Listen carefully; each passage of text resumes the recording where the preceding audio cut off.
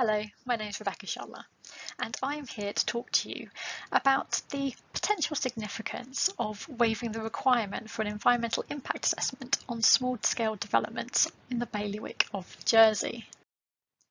If you've never heard of the Bailiwick of Jersey, let me tell you a little bit more about it. Firstly, where is it? It's in the English Channel, just off the northern coast of France.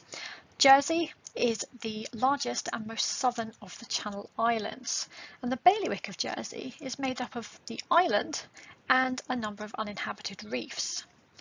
Jersey itself is about 120 kilometres squared.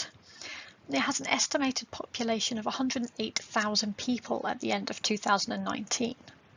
With that many people and that little space, a large part of the island is urbanised. There's also an estimated shortfall of dwellings and high property prices, which means the drive for development is high.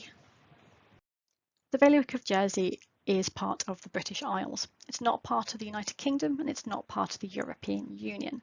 It is a British Crown dependency, though it's autonomous and has a self-governing parliamentary democracy. It has its own legal, judicial and financial systems.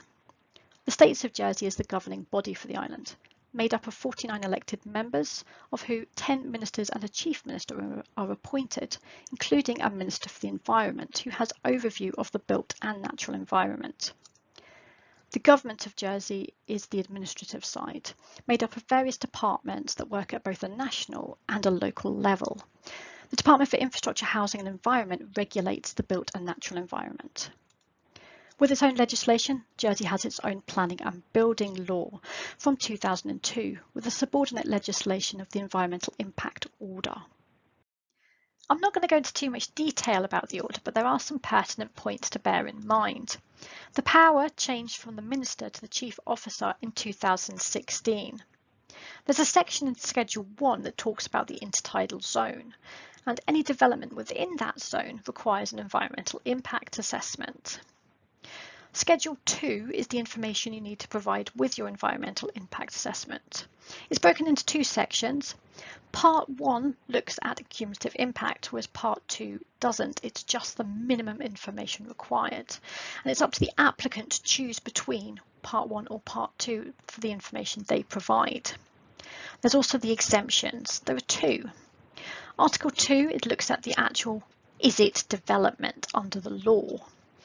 Whereas Article 3 looks at the nature, size and location of the development, and then for if it should fall under the order. And finally, how the EIAs are published. They're not. So what did I do? Well, first I scoured the public record, including the Register for Ministerial Decisions. Now, a ministerial decision is a legal document signed by one of our ministers to bring into effect something that otherwise wouldn't be possible.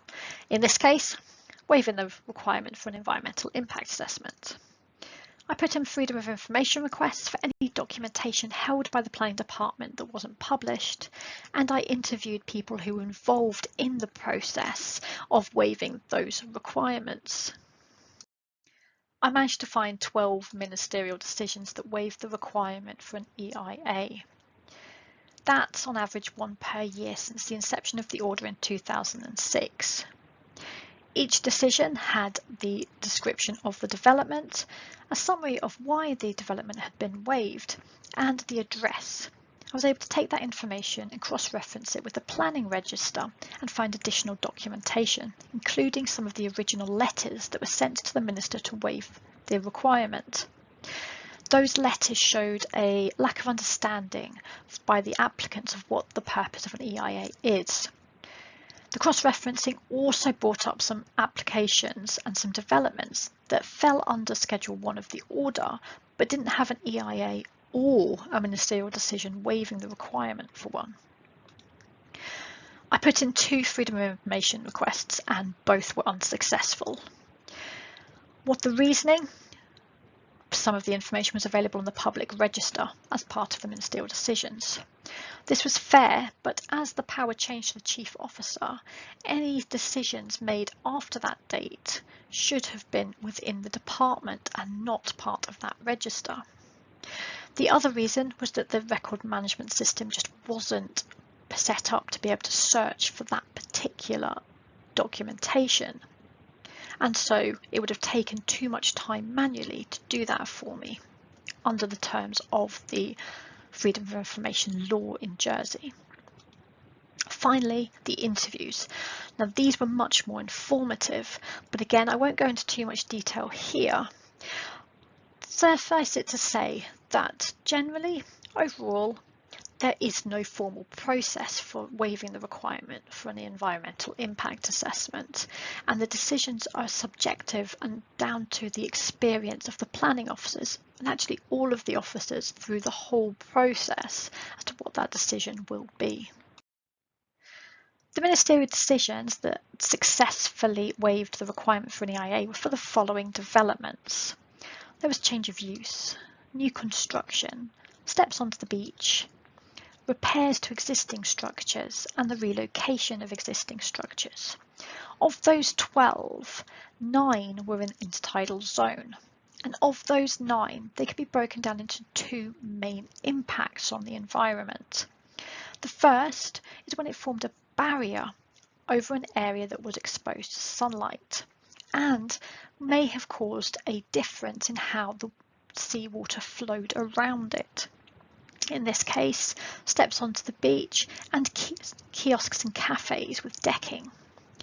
The other type of impact was when there was engineering work, so repairs to footings and harbour walls where a lot of sediment had to be dug out, and then concrete was used in those repairs, or something similar that then had chemicals that leached into the seawater itself.